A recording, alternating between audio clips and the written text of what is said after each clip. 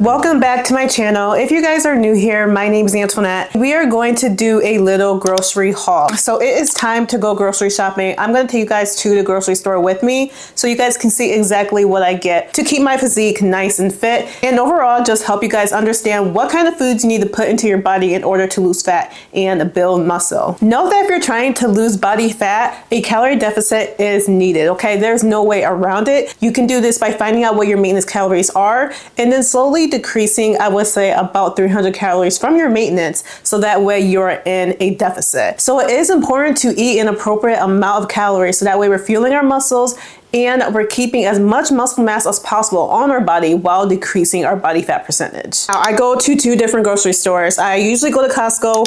I like to go to Costco once a month so that way I am getting things in bulk. I usually like to get my meat and fish from there, and then a few things, like if I'm out of like yogurt, I like to get yogurt in bulk along with like rice, oatmeal, things like that, and sometimes a little bit of fruits and vegetables I will get at Costco. But Costco is usually just a once a month type of thing. And then I like to go to Kroger as well. I did have a Whole Foods around the area, but it's shut down, so the only place I really like to go is Kroger to pretty much get my produce and get other things that Costco doesn't carry. So basically when I go to Kroger, I like to just get fruits and vegetables, and I like to go weekly as well because we eat a lot of fruits and vegetables in this house, and we're pretty much running out of it every like week and a half. So maybe from a week to a week and a half, I am going to Kroger to stock up on my produce. To prepare for the grocery store, you first want to know how the grocery store is set up. Usually on the outside, the perimeter of the grocery stores, that is where all the fruits, vegetables, lean meats, eggs, dairy, things like that, all of the healthy options are in the outside portion of the grocery store. But once you start to get into the inside, that's when like the not so healthy packaged kinds of food are usually at. Box cereals, canned food, chips, candy, things like that are in the inside portion, the middle part of the grocery store. So you want to start off on the outer part, the perimeter, because that is where all the healthy options are at, and we want to minimize our time inside the middle portion of the grocery store. Another tip is just to eat beforehand, making sure that we're eating maybe like a high protein meal or just a snack, so that way we are satisfying our hunger before we go to the grocery store, and that way it helps us decrease our cravings when we're at the store as well. Because if I am going to the store when my stomach is completely empty, then that's when I start to make bad decisions. But making sure you're eating something beforehand will minimize the cravings that you have when you are grocery shopping. Also, make a list. Since I've been going like healthy grocery shopping for a while, I pretty much know exactly what I need, so I don't need to write down things anymore.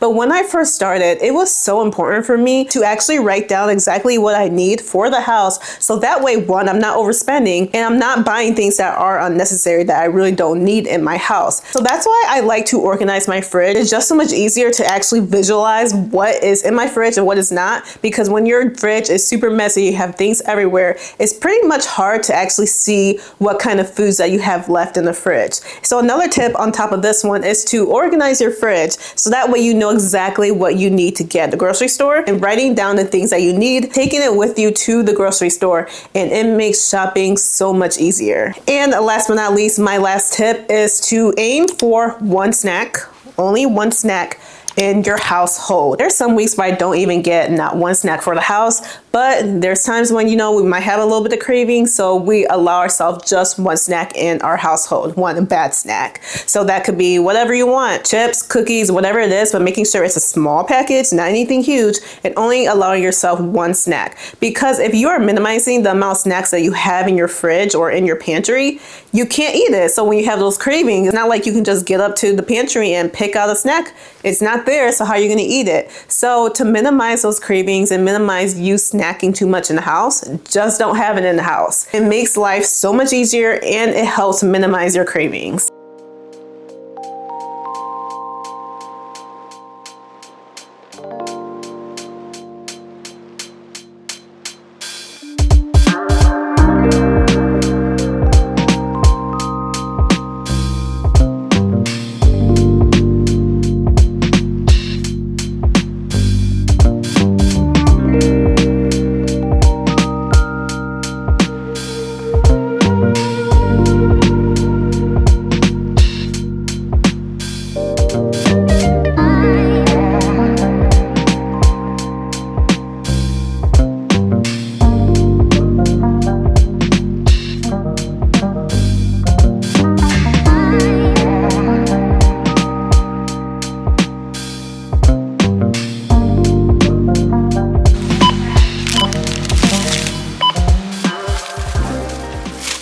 The most important thing that I always keep in mind when I'm going grocery shopping is to aim for foods that have minimal ingredients. For example, fruits and vegetables. The only ingredient in an apple is the apple itself. The only ingredient in a banana is the banana itself. There's nothing added on or any hidden ingredients in the product itself. Those are the type of foods you want to aim for in order to lose fat and build muscle to keep your body fat percentage as low as possible. Now, when it comes to like protein bars or things that has to say that it has 20 plus grams of protein in it, or it says high in fiber, those type of foods, we think that's healthy because it says 20 plus grams of protein. But if a label on a product has to tell you how great this product is, more than likely the product is not as healthy as you think. So before you get that product, look at the ingredient list. If it has a million ingredients, then more than likely it's not as healthy as you think. So I would say aim for a product that has at least less than 10 ingredients, or aim for foods that the only ingredient in it is the food itself.